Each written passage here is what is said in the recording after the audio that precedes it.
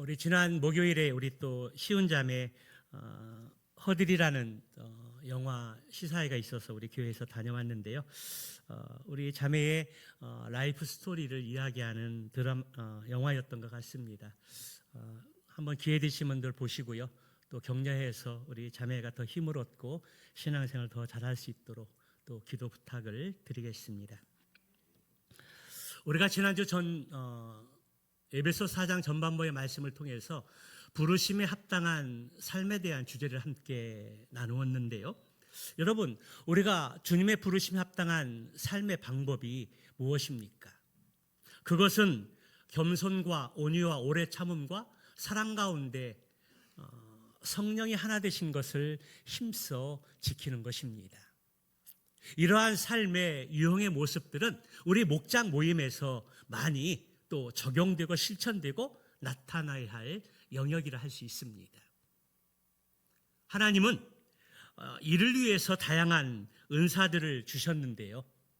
은사를 주신 목적은 하나님의 몸된 교회를 섬기고 예수 그리스도를 닮아가게 하기 위함입니다.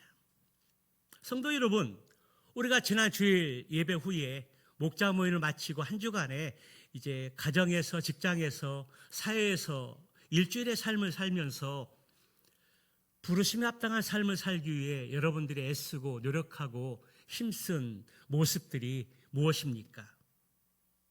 어떤 실천과 적용들이 있었습니까?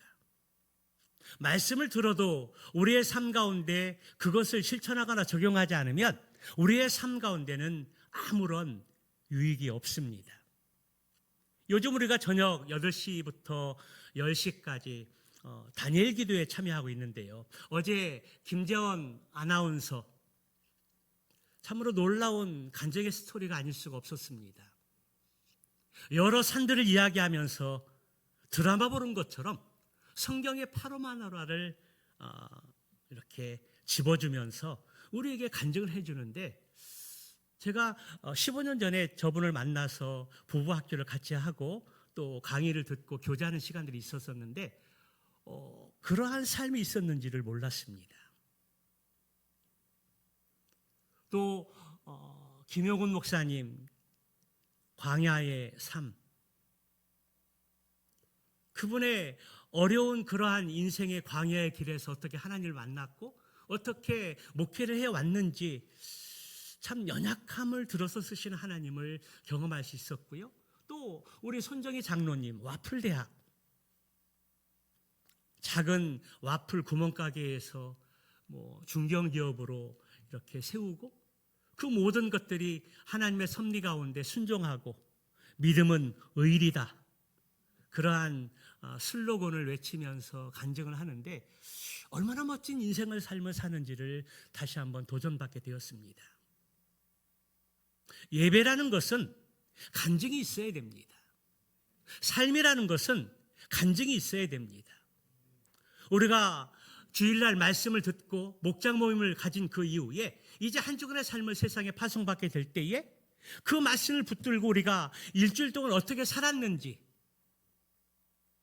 그리고 주일을 맞이하면 그 주일을 맞이할 때 하나님 앞에서 그러한 간증들이 있어야 합니다.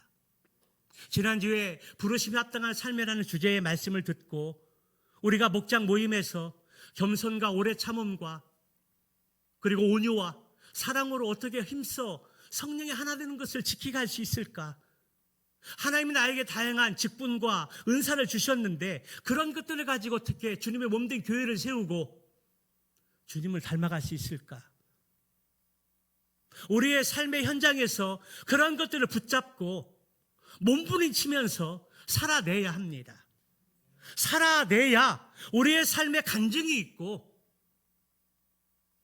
하나님께서 영광을 받으시게 된다라는 겁니다. 말씀으로 살다가 부르심에 합당한 삶을 살지 못하고 실패했을 때 다시 말씀으로 돌아가서 말씀대로 살려고 몸부림치게 되면 우리의 삶 가운데 변화가 일어나고 성숙한 그리스도인의 삶을 살 수 있다라는 것입니다. 우리 교회가 우리 성도 한 분 한 분이 그리고 제가 그러한 삶이 되기를 소망합니다. 말씀을 듣고 그래 목사님 말에 오라 동의해 그냥 은혜 받고 끝나는 것이 아니라 받은 말씀을 붙잡고 한 주간 우리가 어떻게 살 것인가 대해서 몸부림치고 애쓰고 눈물 흘리는 삶이 있어야 합니다. 그래야 우리의 삶 가운데 간증이 있고 우리의 삶 가운데 예수님이 드러날 수 있고 우리의 삶 가운데 변화가 시작되어지는 것입니다. 다시 말씀으로 돌아가서 말씀을 우리가 듣고 듣는 것으로 만족하시는 것으로 끝나는 것이 아니라 들은 말씀을 목장에서 진지하게 나의 지금의 모습이 어떤 모습인지 바꿔야 되고 버려야 될 모습이 무엇인지 그리고 변화되어야 될 모습이 무엇인지를 목장에서 모이면서 그 고백한 것들이 우리가 삶에 또 증인이 돼서 한 주간 또 어떻게 살았는지 결단하고 기도하는 가운데 한 주간 실패를 해도 또 승리를 해도 그것이 우리의 삶 가운데 간증이 되어서 하나님께 영광 돌리는 믿음의 스토리를 써 내려가는 저와 여러분들의 삶이 되시기를 주님의 이름으로 축원합니다. 오늘 본문의 말씀은 지난주에 이어서 바울은 어떻게 살아가는 것이 하나님의 부르심에 합당한 삶을 살아가는 것에 대한 또 하나의 삶의 방식을 말씀해 주고 있습니다. 우리 22절, 24절의 말씀을 한번 같이 읽어보도록 할까요? 같이 봅니다. 시작. 너희는 유혹의 욕심을 따라 썩어져가는 구습을 따르는 옛사람을 벗어버리고 오직 너희의 심령이 새롭게 되어 하나님을 따라 의와 진리의 거룩함으로 지으심을 받은 새 사람을 입으라. 여기 이 말씀을 보게 되면 22절에 옛사람을 벗어버리고와 24절에 새사람을 입으라라고 바울은 말씀하고 있습니다. 옛사람을 벗어버리고 새사람을 입으라. 옷을 갈아입는 이미지를 사용을 하고 있는데요. 이것은 단순한 은유가 아니라는 것입니다. 옷은 한 사람의 정체성과 신분을 상징합니다. 예를 들면 의사가 가운을 입었을 때 우리는 금방 그 사람이 환자들을 치료하고 또 고치는 의사라고 생각을 하게 됩니다. 군인이 군복을 입게 되었을 때에 그 옷은 그가 사인인지 나라의 부름을 받고 국방의 의무를 다하는 군인인지를 우리는 쉽게 분별할 수 있다라는 것입니다.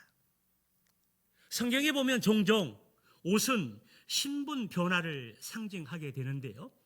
요셉이 애굽의 총리가 되었을 때 바로 왕은 요셉에게 무슨 옷을 입혔을까요? 세마포 옷을 입혔습니다. 누가복음 15장의 말씀에 보면 탕자의 비유가 나오는데 둘째 아들이 이제 허랑방탕한 생활을 마감하고 집으로 돌아오게 되었을 때 아버지가 보인 행동이 무엇입니까? 아버지에게 아들은 가장 좋은 옷을 입혔다라는 것입니다. 이러한 행위들은 바로 신분의 회복된 신분과 사랑의 표시입니다. 그렇습니다.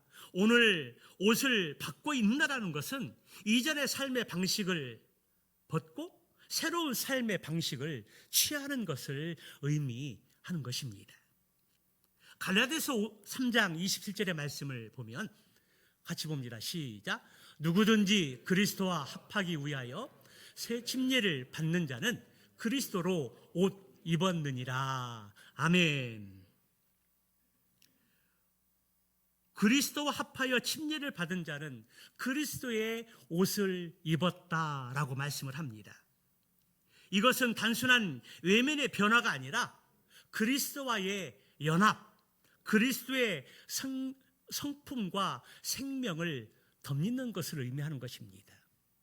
그래서 우리가 받는 침례는 간단 하나의 의식의 어떤 행위가 아니라 그리스도와의 연합을 뜻하는 것이고 예수님의 성품과 생명을 덧입는 것을 상징하는 의미가 담겨 있다는 겁니다. 침례가 얼마나 중요한 의미인지 모릅니다. 군복을 입으면 군인의 사고방식이 자연스럽게 튀어나오듯이 우리가 옛사람을 벗어버리고 새사람을 입는다는 것은 단지 새로운 규칙을 따르는 것이 아니라 새로운 정체성을 가지고 살아가는 것을 의미한다라는 것입니다.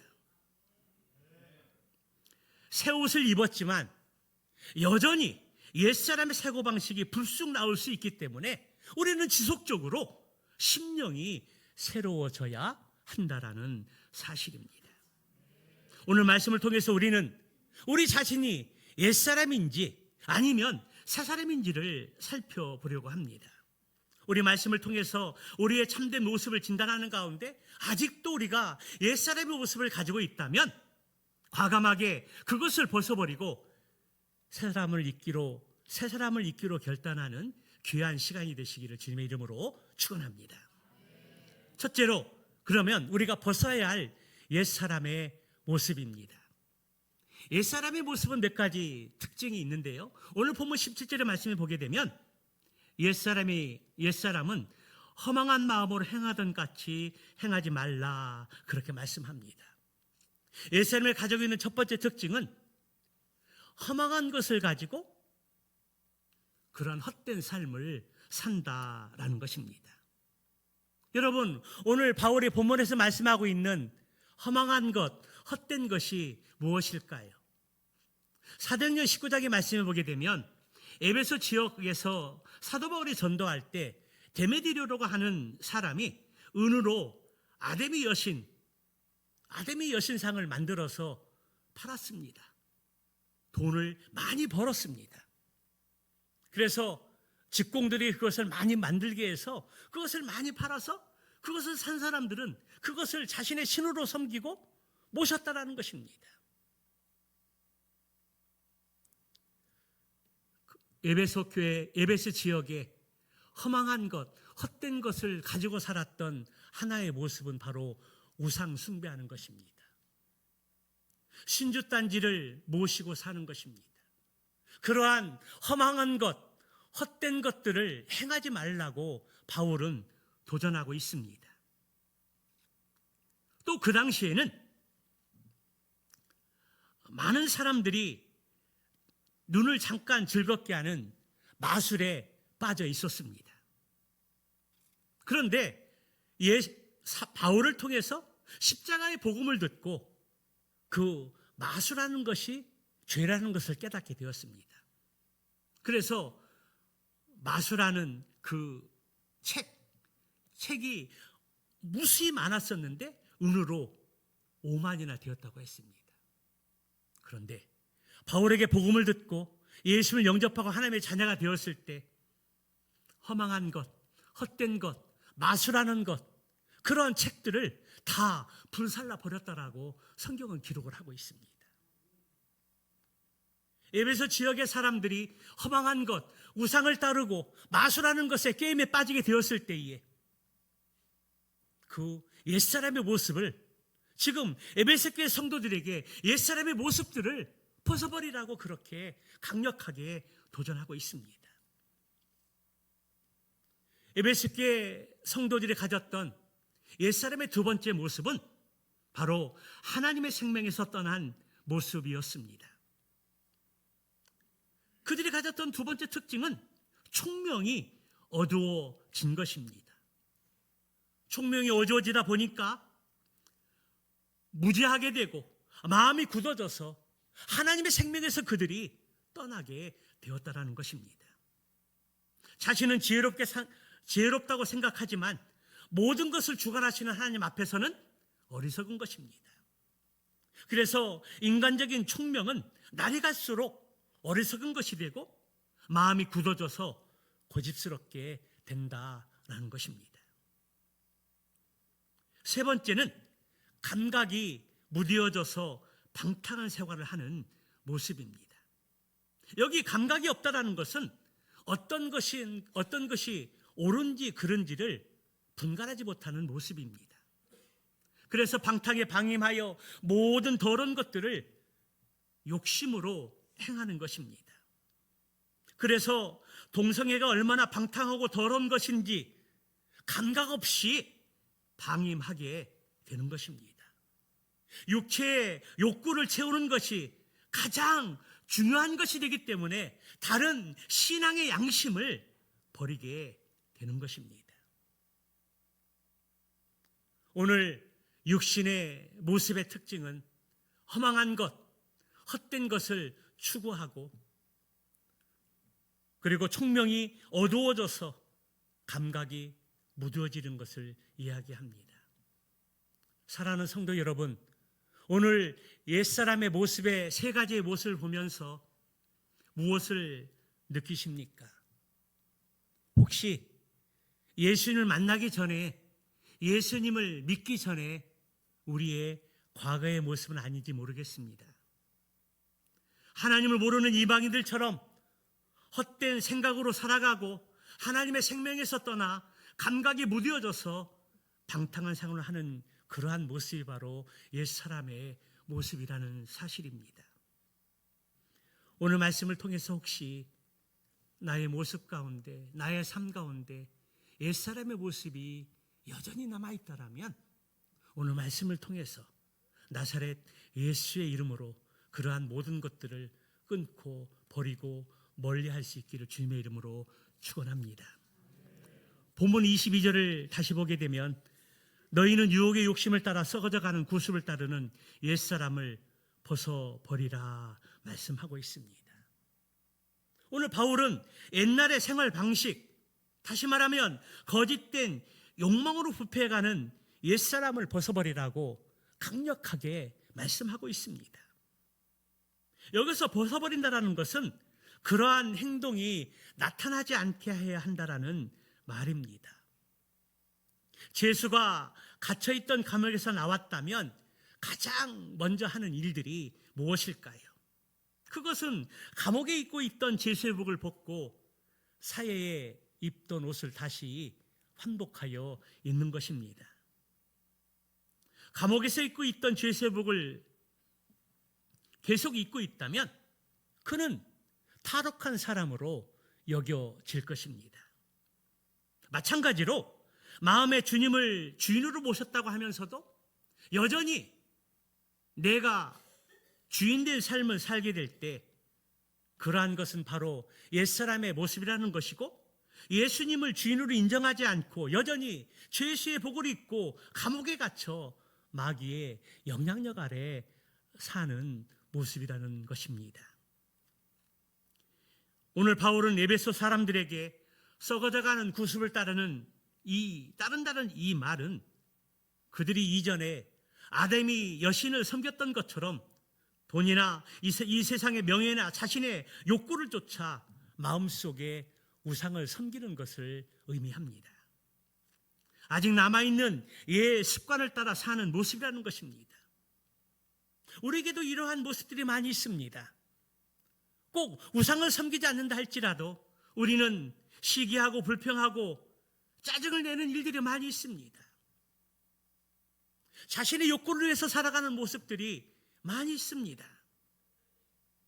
주인이 예수님이신 성도를 여전히 판단하고 미워하는 것도 옛사람의 모습입니다. 감사하지 못하고 불평하고 원망하는 것도 옛사람의 모습입니다.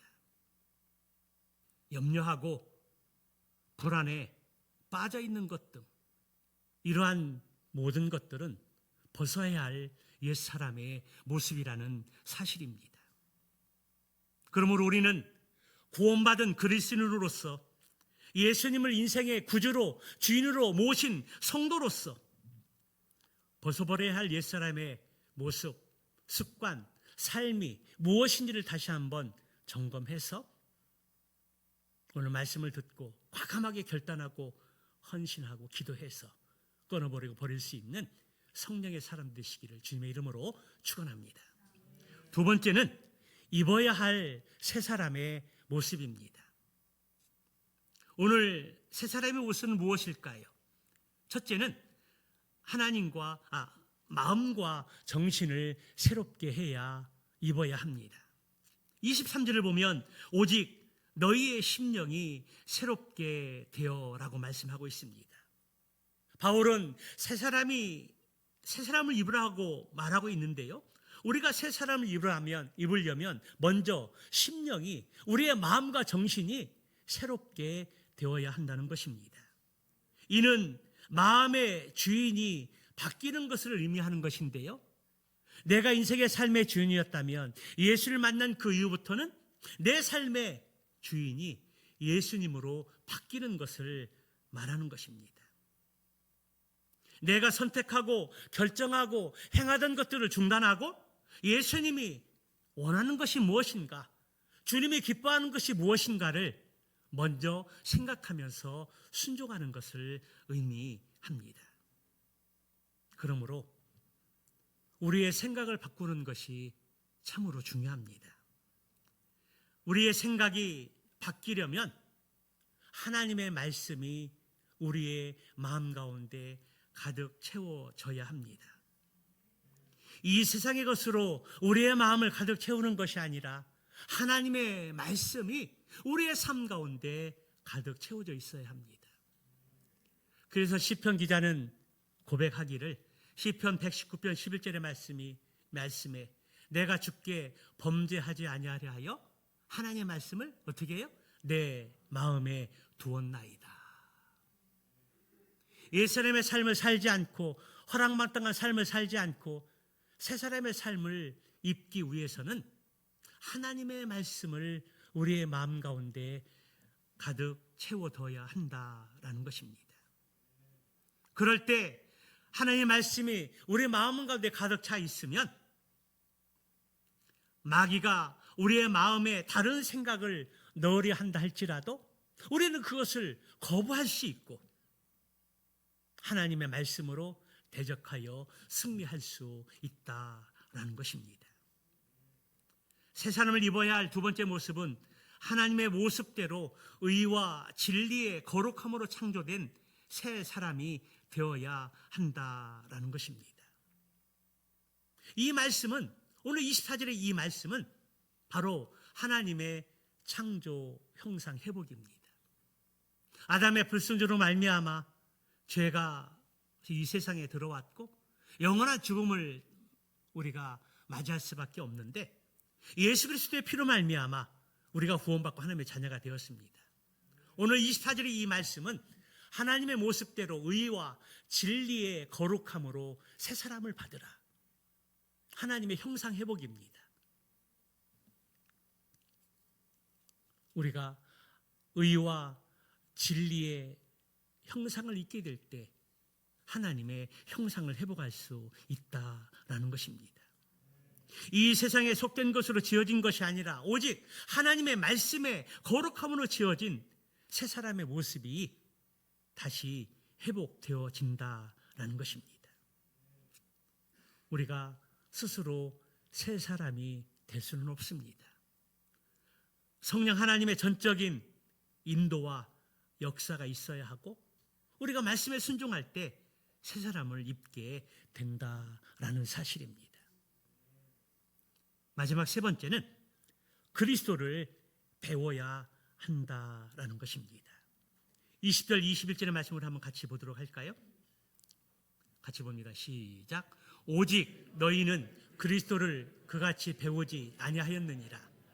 진리가 예수 안에 있는 것 같이 너희가 참으로 그에게서 듣고 또한 그 안에서 가르침을 받을진대. 바울은 역설적으로 말씀하고 있는데요. 이러한 삶들은 우리가 하나님의 말씀을 배우고 가르침을 받는 것은 하루아침에 되는 경우도 있지만 지속적인 것들이 필요하다는 것들을 말씀하고 있습니다.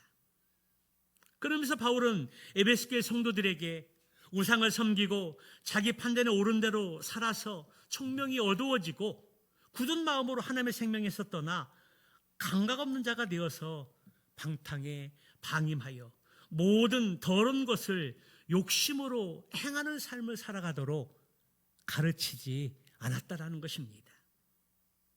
또 예수님이 어떠한 삶을 사셨는지 성령의 역사로 듣고 그 안에 가르침을 받았기 때문에 이제는 옛사람의 삶을 벗어버리고 새 사람으로 살 수 있게 되었다라고 말하고 있습니다. 그렇습니다. 새 사람으로 살아가기 위해서 반드시 필요한 것은 예수님을 배우고 가르침을 잘 받아야 합니다. 예수님이 어떤 분이신지 성경을 통해서 보여주셨기 때문에 우리는 배울 수 있습니다. 성경의 말씀을 듣고 배우는 것을 지식을 쌓는 것으로 만족에 그치지 않고 배운 말씀, 들은 말씀, 가르친 말씀을 붙들고 삶으로 살아내는 데까지 가야 합니다. 지식으로 머물면 그 지식은 교만이 될 수 있습니다. 그러나 배운 지식을 가지고 삶으로 적용하고 실천하고 순종할 때 우리는 성숙한 그리스도인으로 세워져 갈 수 있고 그리스도를 닮은 사람으로 세워져 가게 된다라는 사실입니다. 그래서 성경을 통해 우리는 하나님의 말씀을 듣고 읽고 공부하고 배워야 합니다. 그리고 우리가 듣고 배우고 공부할 때 중요한 역할을 하시는 분이 있습니다. 그분이 누구일까요?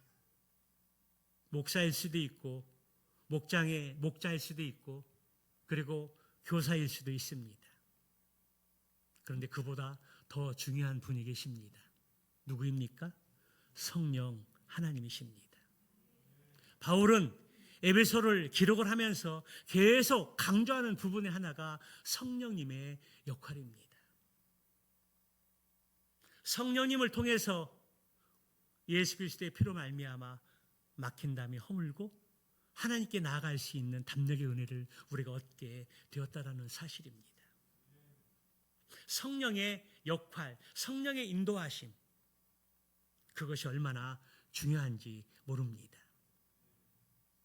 사랑하는 성도 여러분, 오늘 여러분의 모습 속에 옛사람의 모습이 더 많이 있습니까? 아니면 새사람의 모습이 더 많이 있습니까? 그렇다면 내가 옛사람인지 아니면 새사람인지 어떻게 구분할 수 있을까요? 옛사람 같기도 하고 새사람 같기도 하고 어떤 때는 새사람 같기도 하다가 어떤 때는 옛사람 같기도 한데 내가 새사람인지 옛사람인지 구분하는 방법이 무엇일까요? 그것은 날마다 성령의 인도하심에 우리가 순종하고 살아가는지 아니면 내 생각과 뜻과 능력대로 지식대로 살아가는지를 보면 알 수 있습니다. 오늘 하루를 살아가면서 경건의 말씀 앞에 하나님의 뜻을 묻고 버려야 될 죄가 무엇인지 따라야 될 하나님의 말씀은 무엇인지 성령의 인도하심을 구하면서 하루를 시작하면 그는 성령의 사람이고 새 사람의 모습을 가진 사람입니다. 그러나 아침의 시간이 분주하고 바빠서 성경 말씀 읽는 것도 기도하는 것도 놓치고 허둥대면서 하루를 시작하는 인생은 새 사람의 모습보다 옛사람의 모습이 더 가깝다라는 사실입니다. 사랑하는 성도 여러분, 여러분은 하루를 시작하면서 성령의 인도하심과 말씀에 순종하는 사람입니까? 아니면 내 생각과 의지와 뜻을 가지고 시작하는 사람입니까? 우리는 그것을 통해서 성령의 사람인지 옛사람인지 새사람인지 구분할 수 있습니다. 예수님의 은혜를 당연히 여기고 알고 있다고 생각하고 성령을 의지하지 않으면 자신의 힘과 노력으로 살수록 그들에게는 옛사람의 모습이 많이 나타나게 되는 것입니다. 그렇습니다. 우리가 배운 예수 그리스도의 십자가의 은혜, 하나님의 놀라우신 크신 사랑, 부활의 감격, 여기까지 우리를 인도하시고 함께 하시고 동행하시고 지켜주신 하나님의 그 은혜, 그러한 은혜와 사랑 가운데 잠겨 있을 때 우리는 옛사람의 모습을 벗어버리고 새 사람의 삶을 살 수 있습니다. 바라기는 오늘 주신 말씀을 마음에 깊이 새기고 벗어야 할 옛사람의 모습이 무엇이고 새롭게 입어야 할 새 사람의 삶이 무엇인지 한 주간 동안 이 말씀을 계속 기억하고 묵상하는 가운데 말씀에 순종해서 부르심에 합당한 믿음의 삶을 통해 새 사람의 삶의 방식을 살아갈 수 있는, 새 사람의 삶을 살 수 있는 저와 여러분들의 삶이 되시기를 주님의 이름으로 축원합니다. 오늘 말씀을 생각하면서